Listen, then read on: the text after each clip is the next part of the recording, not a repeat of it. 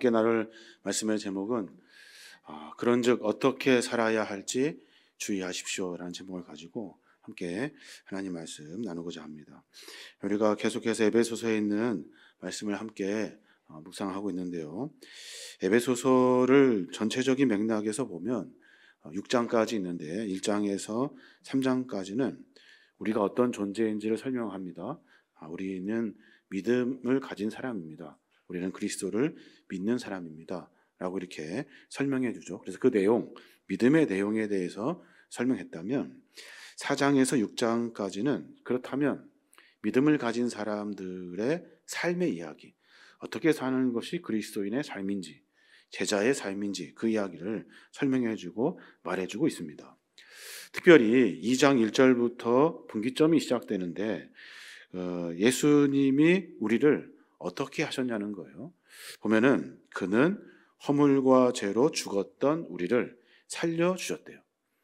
우리가 어떤 상태였냐면 죽을 수밖에 없는 허물과 죄로 죽었던 우리를 주님께서 우리에게 찾아와 주시고 우리에게 구원의 계획을 말씀하시고 주를 믿을 수 있도록 기회를 주셔서 우리를 살려주셨다는 거예요. 그래서 에베소서에 있는 구체적인 내용들은 다시 살아나, 다시 살고 있는 그리스도인의 삶의 이야기, 그 이야기가 에베소서에 기록되어져 있는 겁니다. 우리는 특별히 신분이 바뀌었습니다. 전에는 죄인이었다가 이제는 주의 제자가 되었습니다. 전에는 죄 앞에서 우리가 죽을 수밖에 없는 존재였다면 이제는 그리스도의 은혜로 말미암아 새 삶을 살게 되었죠. 그래서 죽었던 사람이 아니라 죽을 사람들이 아니라 살 사람으로 살아있는 사람으로 삶을 살게 되는 겁니다. 특별히 오늘 우리가 함께 보았던 에베소서 5장 15절에 있는 말씀부터는 새로운 삶, 그리스도인이라면 어떻게 살아야 하는지 그 이야기를 지금 바울이 하고 있습니다. 두 가지로 이야기할 수 있을 것 같은데 하나는 그리스도인이라 한다면 지혜로운 삶을 살아야 합니다. 또 하나 그리스도인이라 한다면 성령 충만한 삶을 살아야 합니다. 이것이 그리스도인의 삶입니다. 라고 설명해 주고 있는 겁니다. 사실 생각해 보면 지혜로운 것이 무엇인지 성령 충만이 무엇인지 사실 잘 분별해 내기가 어렵습니다. 그런데도 불구하고 사도 바울은 또 주님은 우리에게 지혜롭게 성령 충만한 길을 걸어가야 한다라고 이야기해 주고 있는 거예요. 오늘 어떻게 사는 것이 지혜로운 삶인지 성령 충만한 삶인지 같이 한번 점검해 보고 우리의 삶을 고쳐갔으면 좋겠어요. 우리가 그리스도인으로 살아가고 있습니다. 그런데 그리스도인답게 세상에서 살기가 참 어렵습니다.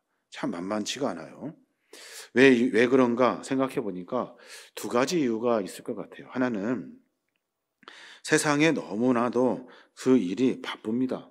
바빠요. 세상에 일이 너무나 많아요. 해야 할 일들이 너무 많고 조금만 게으러도 남들보다 뒤처지게 될까봐 우리가 늘 언제나 분주하게 삶을 삽니다. 생각해 보면 그렇게 분주하게 살 일도 아닌데 여러 일들 속에서 그것이 전부인 것처럼 열심히 삽니다. 수험생들 보면 사당 오락이라고 해가지고 4시간 자면 붙고 5시간 자면 떨어진대요. 그래서 수험생들 전부 다 열심히 공부합니다. 회사에 다니면서 승진할 일이 있어가지고 어떤 분과 함께 대화를 나누는데 승진하려면 시험을 본대요. 저는 그렇게 해보지 못해서 잘 모르겠는데 영어 시험도 보고 중국어도 보고 일본어도 보고 뭐 여러 직무에 관련된 일들을 다 공부해가지고 승진 시험을 본대요. 그러니 얼마나 바쁘게 했습니까? 고3들을 자녀로 둔 수험생들 있죠. 그 수험생을 둔 부모님들은 사실 수험생보다 더 수험생처럼 삽니다. 더 바쁘게 눈코뜰 새 없이 정신없이 살아가죠. 더 많은 정보를 얻어가지고 자녀에게 주려고 더 좋은 것을로 자녀들에게 이렇게 하려고 정말로 열심히 노력을 하죠. 사람들도 만나고 활동도 하고 여러 일들을 해나갑니다. 자녀들보다 더 일찍 일어나야 되고 더 늦게 자야 되고 시간 관리를 철저히 해가지고 자녀들을 위해서 최선을 다해서 살아갑니다. 세상 살기가 참 바쁜 것 같아요. 은퇴하면 어떻습니까? 은퇴하면 시간이 많을 것 같은데 사실 그렇지 않죠. 백수가 과로사 한다고 은퇴하면 더 바쁘대요. 더 바쁘게 분주하게 살아갑니다. 그러고 보니까 그리스도인답게 살지 못하는 이유가 세상의 일들이 너무나 바빠요. 그래서 그리스도인답게 시간 내서 기도도 하고 성경도 보고 또 함께 활동도 하고 이렇게 살기가 너무나도 어려운 것 같아요. 또 하나 생각해 보니까 유혹이 너무 많아요. 세상의 유혹이. 하고 싶은 것이 너무나 많아요. 그리스도인으로 그리스도인답게 살려고 하기가 세상에 재미있는 일이 너무나 많아요. 내 시선을 빼앗는 일, 내 마음을 빼앗는 일, 내 삶의 습관을 빼앗는 일들이 너무나 많습니다. 그 유혹 앞에 다 넘어지고 말아요. 모든 유혹을 이기고 세상에서 그리스도인답게 그리스도인으로 삶과 사명을 감당하기가 사실 그 유혹이 너무나도 큽니다. 제가 드라마를 조금 좋아하는데 많이 보진 않습니다만은 딱 한 편만 보고 내가 딱 한 편만 보고 꺼야지 하고 시작을 합니다. 그러면 어느 순간 밤을 꼬박 샐 때가 있어요. 그런 제 모습을 보고 참 한심하게 생각이 듭니다. 그런데 그것을 이렇게 끄기가 어렵더라고요. 과식하지 않고 내 건강 잘 지켜야지 하고서 저녁에 이렇게 조금 늦게 퇴근하게 되면 어느 순간 식탁 위에 양념 반, 프라이드 반이 올라와 있어요. 내가 퇴근하면서 그거 이렇게 눌러가지고 배달을 시키는 거죠. 사실 그 일들 속에서 내 자신을 조정하지 못하고 내가 그 유혹을 이기지 못하는 그런 순간들이 너무나도 많습니다. 양념 반, 프라이드 반을 정신없이 맛있게 먹으면서 속으로는 그렇게 말해요. 괜찮아. 맛있게 먹는 것은 살 안 쪄. 이렇게 스스로 체면을 겁니다. 살 안 찌기는 뭐가 안 찝니까? 살이 진짜 굉장히 많이 찌죠.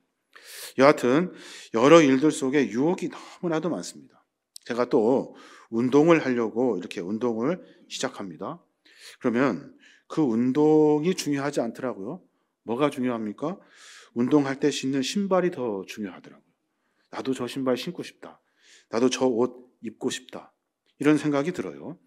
제가 여러 일들 속에서 이렇게 탁구를 좋아하는데 탁구 치면 탁구 바따를 더 좋은 거 사고 옷도 또 좋은 거 사고 등산을 딱 한 번 갔습니다. 어떤 목사님하고 등산 갔는데 신발도 바꿔야 될 것 같고 지팡이도 좀 새로 사야 될 것 같고 모자도 사야 되고 가방도 사야 되고 그런 일들이 너무나도 많더라고요. 정말로 본질을 잃어버린 일들이 참 많습니다. 세상에 유혹이 너무나 많아서 먹고 싶은 것이 너무나 많아서 가고 싶은 것이 너무나 많아서 그 유혹을 이기지 못해서 그리스도인답게 살지 못하는 것이 아닌가 하는 생각을 해보게 됩니다. 그 상황을 알았는지 사도 바울은 그리스도인답게 살려면 여러분 지혜 있게 사십시오 라고 말해요. 에베소 5장 15절에 보면 그 말씀을 하고 있는 거예요. 그러므로 여러분은 어떻게 살아야 할 것인가를 조심스럽게 살피고 지혜 없는 사람이 아니라 지혜 있는 사람처럼 시간을 아끼십시오. 이 시대는 악합니다 라고 가르쳐줘요. 자칫 마음 놓고 있다가 세월 다 흘러버립니다. 아차 하는 순간 이미 그때는 늦은 거죠. 지혜 없는 사람처럼 세월을 아끼지 않고 사는 것이 아니라 지혜 있는 사람처럼 살으래요. 그 유혹에 빠지지 말아요. 시대는 악하대요. 나로 하여금 자꾸만 넘어지게 한다는 거예요. 어떤 글을 읽은 적이 있는데 깊은 밤에 강 언덕에 한 청년이 앉았어요. 깜깜해서 잘 주변도 보이지 않는데 돌을 막 옆에 있는 돌을 집어가지고 강물에 던집니다. 그거 별거 아닌 일이잖아요. 그런데 강물에 돌을 던지는 것이 나름 재미있었는가 봐요. 밤새 주변에 있는 돌을 주워다가 던집니다. 새벽이 지나고 해가 떴어요. 주변에 돌을 집어가지고 던지려고 하는데 햇볕에 비쳐있는 그 돌을 보게 됐어요. 그 돌이 뭐냐면 황금 덩어리였다는 거예요. 황금 덩어리요. 자기도 모르게 그걸 다 버렸던 거예요. 다. 주변 보니까 아직 흔적이 많이 남아 있더래요. 아무 생각 없이 시간 보내는 일, 아무 생각 없이 내가 하는 행동들, 이 모든 것들이 지혜 없는 사람들의 모습이라는 겁니다. 요즘 아이들도 그렇고 어른들도 그렇고 맥없이 그냥 유튜브 계속 보는 거 있죠. 짧은 동영상 계속 넘기면서 시간 가는지도 모르고 계속해서 그것만 쳐다보죠. 그런 일들이 바로 세상에 지혜 없는 사람들의 삶의 모습이에요. 우리가 허무하게 시간을 낭비하지 않고 알차게 살아야 합니다. 라고 지금 사도 바울이 가르쳐주고 있는 겁니다. 좀 정리해 보면 에베소서 5장 15절부터 17절까지 어떻게 살아야 할까요? 하는 질문에 바울은 세 가지로 요약합니다. 여러분, 지혜 있는 사람처럼 사십시오. 여러분, 시간을 아끼면서 사십시오. 그리고 마지막으로 주님의 뜻이 무엇인지 알고 사십시오. 라고 가르쳐 주어요. 하나님이 주시는 지혜를 받아가지고 주어진 시간을 잘 활용하여 무엇을 선택하고 결정할지, 하나님이 무엇을 기뻐하실지 하나님의 뜻을 선택하며 살아가는 삶. 이게 바로 그리스도인의 삶이라는 겁니다. 여기까지 생각해 보면 참 어려운 일인 것 같아요. 이 일 너무나 막연하고 참 어려운 일인 것 같아요. 사람들에게 똑같이 주어진 시간입니다. 그 주어진 시간 안에 우리가 중요하게 붙들어야 될 것을 잘 모르고 넘어갈 때가 너무나도 많아요. 여하튼 바울은 지혜 있는 사람처럼 시간을 아껴서 주님의 뜻이 무엇인지 사십시오 라고 말해요. 그리고 나서 조금 더 자세하게 이야기를 합니다. 그 중에 무엇을 이야기하냐면 주님의 뜻이 무엇인지에 대해서, 주님의 뜻이 무엇인지를 고민하며 사십시오 라고 설명해 줘요. 오늘 에베소서 5장 17절에 보면 그렇게 말해요. 그러므로 어리석은 자가 되지 말고 오직 주의 뜻이 무엇인가 이해하라 그래요. 저는 이 말씀에 깊은 공감을 얻습니다. 왜냐하면 주님의 뜻 사실 잘 모르거든요. 주님의 뜻이 무엇인지 명확하지가 않아요. 그런데 바울은 주님의 뜻이 무엇인지 이해하고 삶을 살아야 된대요. 주님의 뜻이 무엇인가 이해하라 그래요. 그냥 주님의 뜻 하면 막연하잖아요. 근데 바울은 매우 구체적으로 이해하고 있어야 한다는 거예요. 내가 선택하는 일, 내가 삶 속에 살아가는 삶의 이야기가 주님의 뜻과 무슨 관계가 있는지 정확히 이해하고 삶을 살아야 한대요. 예를 들어서 좋은 기회가 왔습니다. 우리는 어떻게 합니까? 그 좋은 기회를 덥석 잡죠. 기회가 좋으니까 잡습니다. 평생 후회하지 않을 것 같이 그 기회를 소중히 여기면서 덥석 잡습니다. 근데 그것이 결국에는 자기에게 해가 될 때가 너무나도 많습니다. 반대로 내가 기회를 잡으려고 하다가 한 번 더 생각합니다. 주님이 이것을 좋아하실까? 주님이 이것을 기뻐하실까를 생각합니다. 그리고 나서 선택한 일들, 그 일들은 내가 선택한 일이 아니라 주님이 나로 하여금 선택하게 하신 일이 됩니다. 그래서 그 일을 하나씩 이루어가면서 내가 시간 지나며 낙담하고 절망합니다. 내가 왜 그렇게 했을까? 내가 왜 그 기회를 잡았을까?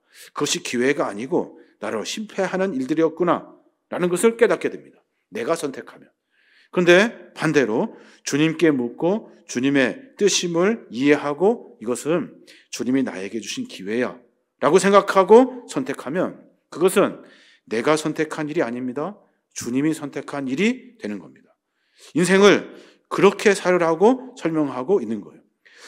더 어리석은 자처럼 살지 말고 어리석은 사람처럼 그냥 기회인지 아닌지 아무거나 주워 먹고 아무거나 선택하고 아무거나 집어들고 하는 것이 아니라 오직 주의 뜻이 무엇인가 이해하래요. 주님이 나로 하여금 이 일을 시키려고 이렇게 나에게 기회를 주셨구나. 어렵고 힘든 낙담된 일이 있을 때 주님이 나를 훈련시키시려고 그 일을 맡겨주셨구나. 이렇게 주님의 뜻을 찾아간다는 거예요. 그게 바로 신앙인의 삶의 모습이라는 겁니다. 한번 가만히 생각해 보시면 좋을 것 같아요.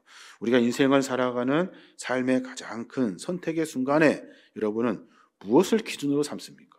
무엇으로? 나 중심으로 기준으로 삼죠. 그리고 또 다른 사람들과 비교해서 그것이 득이 되는가, 손해가 되는가를 생각하죠. 우리는 늘 그렇게 삽니다. 그런데 주님의 뜻이 무엇인가를 생각해야 한대요. 기회가 있을 때 한번 생각합니다. 하나님이 나에게 주신 기회일까? 주님의 뜻은 어디에 있을까? 하나님이 원하시는 것은 무엇일까? 한번 생각해 보라는 거예요. 잠깐 그 일에 한 발짝 물러서서 지혜 있는 사람과 같이 하나님의 뜻을 묻습니다.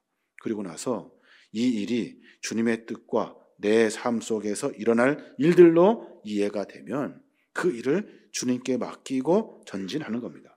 이게 그리스도인의 삶의 방법이라는 겁니다. 맨날 낙담하죠. 맨날 실망하고 왜 나는 이것밖에 안 되는가? 저거 갖고 싶은데 더 많이 누리고 싶은데 우리는 늘 그렇게 기도합니다. 왜 그렇습니까? 나 중심으로 살기 때문에 그래요. 하나님 중심으로 살면 그것이 감사가 되고 기쁨이 됩니다. 이게 바로 지혜 있는 자의 삶의 모습이라는 거예요. 또 하나 바울은 성령 충만한 상태로 살아래요. 성령 충만. 참 이 이야기도 너무나 애매한 일입니다. 그런데 본문을 묵상하면 묵상할수록 매우 구체적인 이야기더라고요. 오늘 에베소 5장 18절에 보면 그렇게 말해요. 술 취하지 마십시오. 이것 때문에 방탕하게 됩니다. 오히려 여러분은 성령으로 충만하십시오. 그래요. 여러분 이게 무슨 말일까요? 술 먹으면 안 돼 라는 말일까요? 여러분 그렇지 않습니다. 마음을 빼앗기지 마십시오라는 말이에요. 마음을. 술 취함으로 말미암아 내가 거기에 마음을 빼앗겨서 술이 나를 충만케 하지 않도록 해야 된다는 거예요.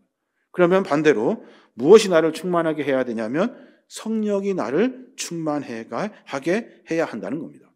그러면 성령은 누가 받습니까? 성령 충만이 뭡니까? 기도하고 방언하고 막 은사 받아서 은사를 행하는 것이 성령 충만한 상태입니까?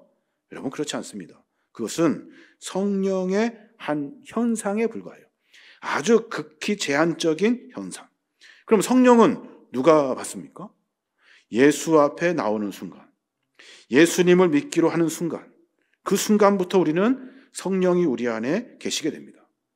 성령이 우리 안에 계셔서 성령의 사람으로, 그리스도의 사람으로 살게 되는 겁니다. 우리는 이렇게 생각하죠. 그리스도인 따로, 성령 충만 따로, 따로따로 생각합니다. 그렇지 않습니다. 우리는 늘 언제나 성령이 우리 안에 계셔요. 요한복음 14장 16절에 보면 주님이 그렇게 말씀하셔요.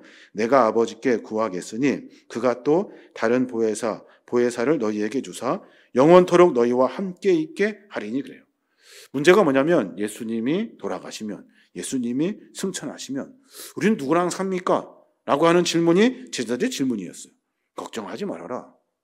내가 지금 당장 너희 눈앞에 없어도 너희들 예수 그리스도를 믿고 하나님의 역사 구원의 사역을 믿고 신뢰하는 너희들, 내가 하나님 아버지께 얘기해서 보혜사 성령님이 언제나 너희와 함께 하도록 하겠다 하시는 것이 주님의 약속이에요. 그래서 중요한 일은 성령님이 내 안에 계심을 믿고 성령님이 내 안에 계시도록 하는 일이에요. 이 일이 중요하다는 겁니다. 바울은 그래서 뭐라고 얘기하냐면 로마서 8장 9절에 보면 만일 너희 속에 하나님의 영이 거하시면 너희가 육체에 있지 아니하고 영에 있나니 누구든지 그리스도의 영이 없으면 그리스도의 사람이 아니라 그래요. 사랑하는 여러분, 그리스도인이 아니려면 하나님의 영이 우리 안에 있지 않는 상태, 그게 바로 그리스도의 사람이 아닙니다. 여기 모인 우리는 모두가 다 주님을 나의 구원자로 믿고 주님을 신뢰하고 내가 그리스도를 살기로 작정한 사람들이 이 자리에 모인 거예요. 이 자리에 모인 우리 모두에게는 성령님이 우리 안에 계셔요. 영이 우리 안에 있지 아니하면 우리는 그리스도의 사람이 아닌 거예요. 열심히 해서 내가 더 큰 성령, 내가 열심히 해서 더 큰 은사, 여러분 그건 중요하지 않습니다. 성령이 나에 계심을 내가 알고 고백할 수 있어야 하는 거예요. 그래서 사도 바울이 교인들을 가만히 보니까 참 답답해요. 성령이 없는 것처럼 살아요. 그리고 더 큰 성령을 받기로 작정하려고 애를 쓴다는 거예요. 갈라디아서 3장 2절에 보면 그래서 바울이 그렇게 말해요. 내가 여러분에게 한 가지 알아볼 것이 있습니다. 여러분이 성령을 받은 것이 율법을 지켜서입니까? 기쁜 소식을 듣고 믿었기 때문입니까? 라고 물어요. 성령을 받은 이유가 뭐냐는 거예요. 여러분이 열심히 해서 율법 잘 지켜서 그래서 여러분에게 하나님이 성령을 주셨습니까? 아니라는 거예요. 기쁜 소식, 주님이 나에게 찾아와 주시고 죄인인 나를 구원하시기 위해 십자가에 돌아가시고 그 십자가를 믿는 우리 모두에게 하나님이 구원의 은혜를 베풀어 주셨다는 거예요. 그 고백으로 말미암아 성령님을 모시게 되었다는 거예요. 그래서 바울은 그 이야기를 통해서 우리 모두에게는 이미 성령님이 계십니다. 문제는 뭡니까? 내 안에 계신 성령님을 근심하게 하며 산다는 거예요. 내 안에 계신 성령님을 깨닫지 못하고 없는 것처럼 산다는 거예요.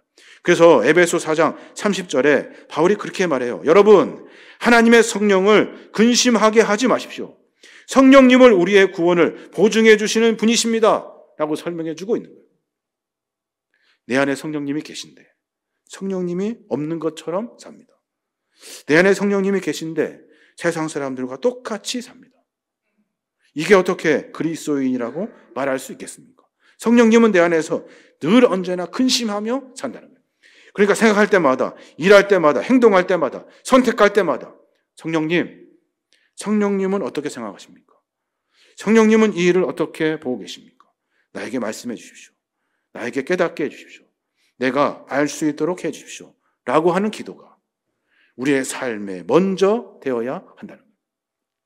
성령 충만한 사람의 특징이 뭡니까? 방언하고 은사를 행하고 이런 것이 성령 충만한 상태의 특징입니까? 그렇지 않습니다. 성령 충만한 상태의 특징은 그 사람에게서 분별력과 집중력이 생깁니다. 세상을 분별하는 힘이 생깁니다.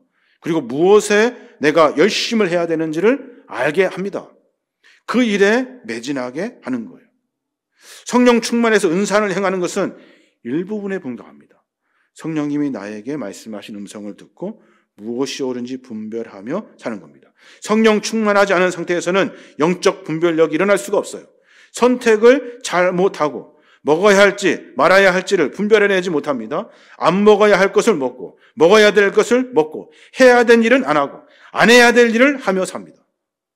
성령이 내 안에 계시지 않아요. 성령을 인정해내지 않아요. 성령께 그 일을 묻지 않아요.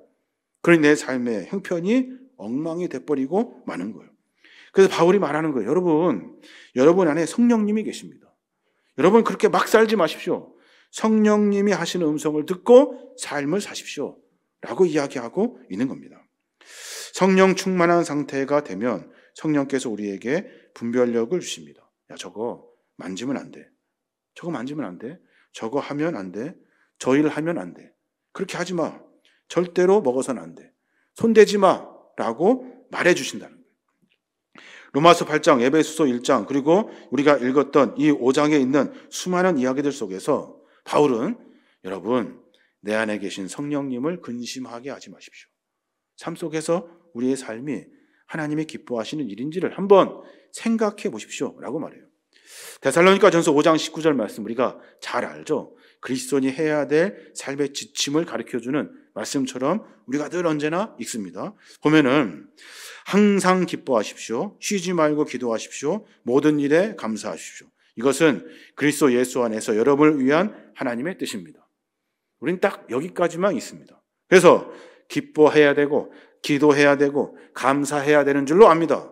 더 중요한 것은 뭡니까? 다음 절 19절에 있는 말씀이에요. 성령님의 활동을 제한하지 마십시오. 이게 19장에 있는 말씀이에요. 그러니까 맨날 기뻐하고 맨날 기도하고 맨날 감사하는 것, 내가 그렇게 살려고 노력합니다. 기뻐하려고 하니까 내가 좋은 것에 기뻐합니다. 내가 신나는 일들에 기뻐합니다. 기도하라 하니까 내 소원을 이루기 위해서 기도합니다. 내 욕심을 앞에 놓고 기도합니다. 감사하라고 했더니 다른 사람과 비교하여 나이가 조금 잘 되는 것에 감사하며 살더라는 거예요. 이게 성령님이 기뻐하시는 일이냐는 거예요. 여러분, 그렇게 살지 말고 그 모든 일을 포함해서 성령님이 내 안에 계시는 활동을 제한하지 마십시오. 그럼 어떻게 됩니까? 내가 성령님이 좋아하시는 기쁨을 갖습니다. 내가 성령님이 좋아하시는 기도를 합니다. 내가 성령님이 원하시는 감사를 하게 되는 거예요. 바울은 우리에게 그렇게 사는 것이 그리스도인입니다 라고 말하고 있는 거예요. 시편의 기자를 보니까 시편 기자도 비슷한 이야기를 해요. 시편 19편 14절에 보니까 나의 구원자 되시는 여호와여 내 입의 말과 내 마음의 생각이 주가 보시기에도 기뻐할 만한 것이 되게 하소서. 그래요. 내가 입에서 말하는 것, 내 마음의 생각, 내 삶의 모습이 주님 보시기에 기뻐할 일이 되게 하십시오. 이게 그리스도의 삶의 모습이라는 겁니다. 사랑하는 여러분, 무슨 일을 하든지 우리는 늘 언제나 성령님께 묻는 일이 우리 안에 있어야 하는 겁니다. 성령님께 묻고 그 일을 판단해야 하는 거예요. 지난주입니까? 탄핵 반대 집회가 광주에서 있었잖아요. 제가 그때 그 아이를 데려다 주느냐고 조금 이렇게 늦은 시간이었는데 그때 차를 타고 가는데 길이 꽉 막혔더라고요. 길이.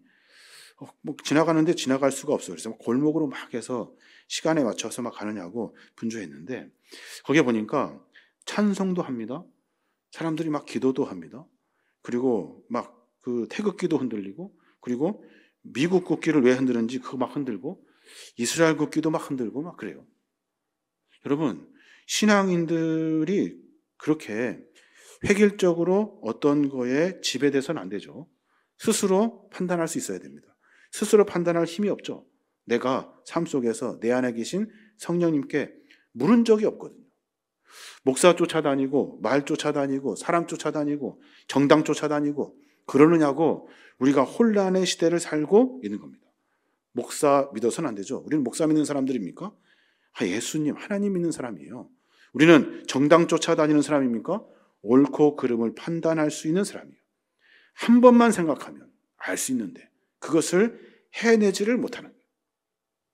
여러분, 우리의 안에 있는 성령님, 그 성령님께 묻고 우리의 삶을 정비하여 살아야 합니다. 그게 바로 그리스도인의 삶이에요.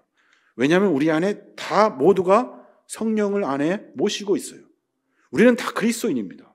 예수를 내 입술로 고백하는 순간, 아니 그 전부터 이미 성령님은 내 안에 계셔요. 그 성령님을 무시하면 안 돼요. 활동을 제한해서도 안 되고 성령님의 능력을 사모하며 삶을 살아야 한다는 거예요. 그러니까 늘 삶 속에서 물으십시오. 제발 물으십시오. 그리고 삶을 정비해야 됩니다. 라고 말하고 있는 겁니다.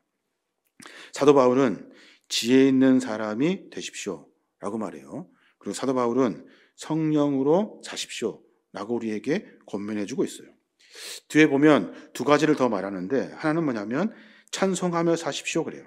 에베소 5장 19절에 보면 시와 찬송과 신령한 노래들로 서로 화답하며 너희 마음으로 주께 노래하며 찬송하며 그래요.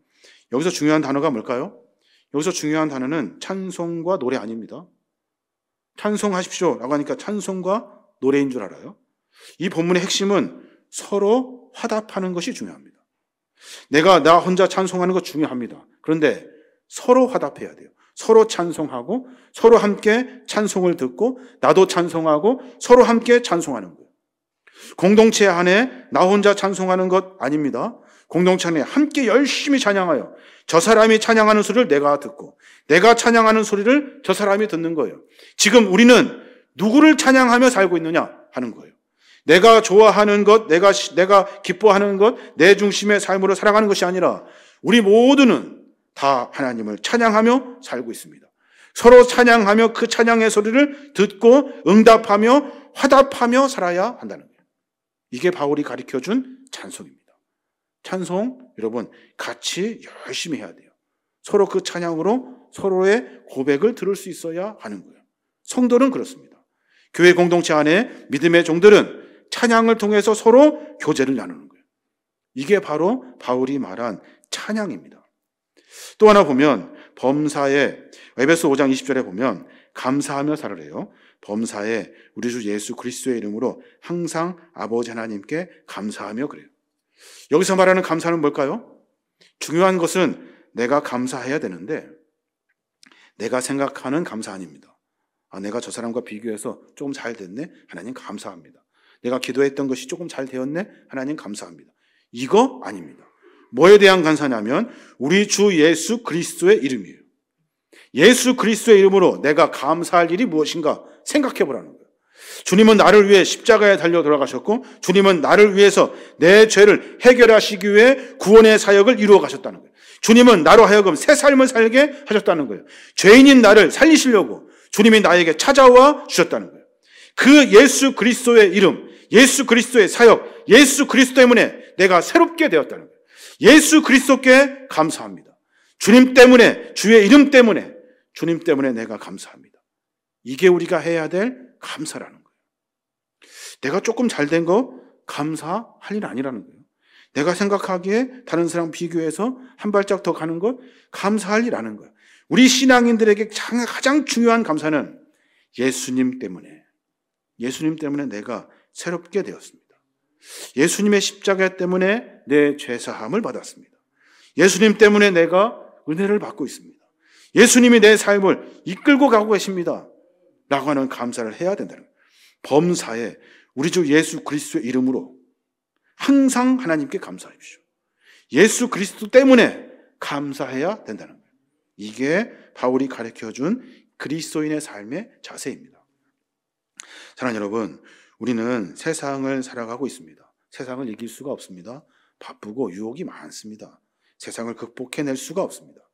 그래서 우리는 늘 언제나 소극적으로 이렇게 소심하게 그리스도인인데 아닌 것처럼 적당히 이곳저곳 양말 거쳐 살아갑니다.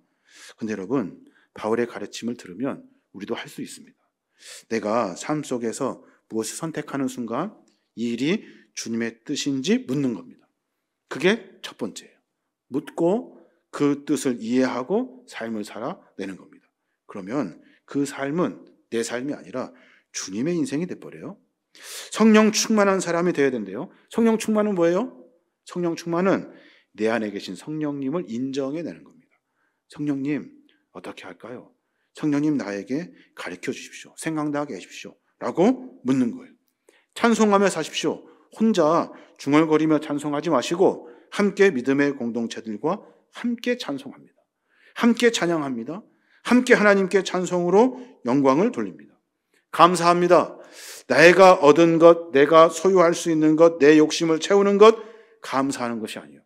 예수 그리스도 때문에 내가 달라진 것을 감사하라는 거예요. 예수 그리스도 때문에 새 생명 얻은 것을 감사하라는 거예요. 예수 그리스도 때문에 내 삶이 달라진 것이 새롭게 그리스도인으로 살 수 있도록 하신 그 은혜에 감사하라는 거예요. 이게 성도가 살아야 될 방법이라는 겁니다. 사랑하는 여러분, 우리가 그리스도인으로 살아야 됩니다. 삶을 정비하여 무엇이 옳은지 분별해내야 되고 그리스도인으로 하나님을 내 안에 모시며 살아야 될 줄로 믿습니다. 한 주간의 삶을 시작하게 됩니다. 여러분, 어렵고 힘들겠지만 이 방법을 가지고 하루하루 삶을 이어가는 겁니다. 그러면 하나님께서 우리에게 많은 은혜를 주실 줄로 믿습니다. 저 여러분이 그런 삶으로 진짜 그리스도인으로 살아내는 우리 모두가 되시길 주님의 이름으로